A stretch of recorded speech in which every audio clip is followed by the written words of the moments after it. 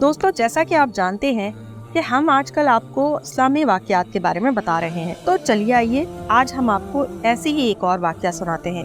ایک نو مسلم عورت کے قبول اسلام کا سبق آموز واقعہ۔ حضرت مولانا سید عزیر گل گاؤں کاکا خیل صوبہ سرحد پاکستان کے رہنے والے تھے۔ شیخ العالم حضرت مولانا محمود حسن دیوبندی وفات 1339 ہجری کے شاگرد رشید اور ان کے شوہر آفاق تحریک انقلاب تحریک ریشمی رومال کے رکن تھے۔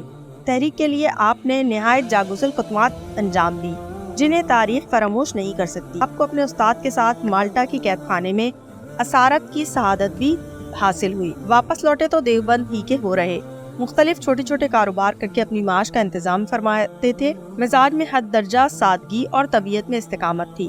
مولانا محمود الحسن کی وفات کے کئی سال بعد ان کے جانشین شیخ الاسلام حضرت مولانا سید حسین احمد مدنی وفات 1377 ہجری کے مشورے سے آپ رڑکی منتقل ہو گئے۔ اسی زمانے میں ایک انگریز خاتون مس جینی جو روحانیت کی تلاش میں کئی مذاہب کا مطالعہ بلکہ عملی تجربہ کر چکی تھی اور بالآخر قرآن کریم کے مطالعے نے ان پر ہدایت کی راہیں کھول دی تھی، حضرت مدنی کی خدمت میں حاضر ہوئی اور اسلام کی قبولیت کا شرف حاصل کیا۔ ان کا قیام چونکہ رڑکی میں تھا، اس لیے حضرت مدنی نے مولانا عزیر گل سے فرمایا کہ وہ موصوفہ کو اسلامی تعلیمات سے برابر روشناس کراتے رہیں۔ کچھ عرصے بعد موصوفہ کی خواہش پر مولانا عزیر گل نے ان کو اپنے حرم میں داخل کر لیا۔ رشتے ازدواج میں منسلک ہونے کے بعد ان کی دنیا ہی بدل گئی اور پورے طور پر شریعت کی پابند ہو کر انہوں نے سچا سکون حاصل کیا۔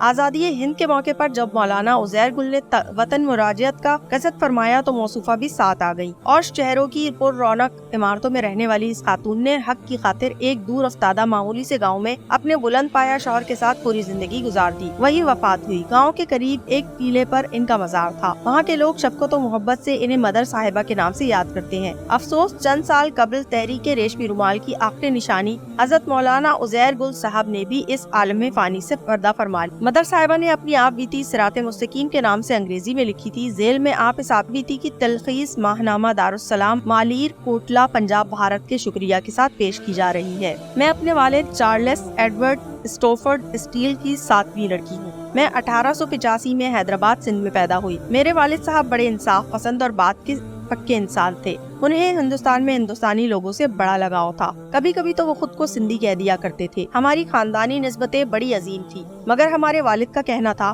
کہ شرافت کا معیار کردار ہے نہ کہ خون۔ بہرحال میں 6 سال کی ہو رہی تھی کہ مجھے پڑھائی کے لیے انگلستان بھیج دیا گیا۔ مجھے سچی بات سے ہمیشہ پیار رہا۔ میں ہر بات کا سبب کھوجنے کی کوشش کیا کرتی تھی۔ میرے دوست و احباب مجھے شفقت سے ککو کہا کرتے تھے کیونکہ میں ہر بات پر کیا، کیوں اور کیسے جیسے سوال کرنے کی عادی تھی۔ میں ایک عیسائی کنبے میں پیدا ہوئی، مگر عیسائی کسی ایک عقیدے میں بھی متفق نہیں ہے۔ عیسائیوں کے بہت سے فرقے ہیں جو ایک دوسرے کو جہنمی کہتے ہیں، اسی لیے عیسائی مذہب مجھے گورکھ دھندا سا لگا۔ میری سمجھ میں نہیں آتا تھا کہ حضرت عیسیٰ علیہ السلام خدا کے بیٹے کیسے ہو سکتے ہیں، مگر مجھے دعا سے بڑا شغف تھا۔ میں اکثر اندیکھے مالک سے لا لگا کر دعائیں کرتی رہتی تھی۔ جب میں جوان ہو گئی تو میں نے بائبل کو تنقیدی نظر سے پڑھنا شروع کیا۔ مجھے بائبل کے بہت سے بیانات ایک دوسرے سے متضاد محسوس ہوئے۔ مجھے بائبل کے کلام خدا ہونے میں شک ہونے لگا۔ کچھ عرصے کے بعد میری شادی ہو گئی، مگر میرے شوہر ایک دنیا دار عیسائی تھے۔ وہ میرے فکر و خیال کے ساتھی نہ بن سکے، اس لیے میں نے فرصت کے وقت میں فلسفے کا مطالعہ شروع کیا، مگر ان خیال بھول بھلائیوں سے مجھے کچھ نہ ملا۔ انہی دنوں میں اپنے والد کے پاس آئی۔ میری 12 سالہ لڑکی اور 10 سالہ لڑکا میرے ساتھ تھے۔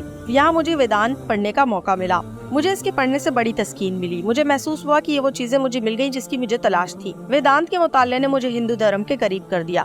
کچھ عرصے کے لیے ایک ہندو خانقاہ میں مہمان بن کر رہی اور بالآخر ہندو ہو گئی۔ مجھے رانا شنکر کے ویدانتی سلسلے میں داخل کر لیا گیا، مگر مجھے یہ شرک سا محسوس ہوا۔ چنانچہ میرا یقین ہل گیا۔ مجھے افسوس ہوا کہ تبھی اور آگے ہے۔ میں اسی زمانے میں بیمار ہو گئی۔ مجھے علاج کے لیے فرانس جانا پڑا۔ وہاں میرے 7 آپریشن ہوئے۔ ہر آپریشن پر موت سامنے کھڑی نظر آتی تھی۔ میں چاہتی تھی کہ موت کے لیے تیاری کر لوں۔ میں نے سوچا کہ دنیا ترک کر دوں اور آخرت کی تیاری میں لگ جاؤں۔ لہٰذا میں واپس جب ہندوستان آئی تو میں نے سنیاس لے لیا۔ میں نے 160 اپنشد پڑھے، لیکن یہ کیا، یہاں بھی بائبل کی طرح انگنت تضاد تھے۔ ان میں کون سی بات حق ہے، کون سی غلط، یہ کیسے معلوم ہو؟ میں ایک بار پھر الجھ گئی۔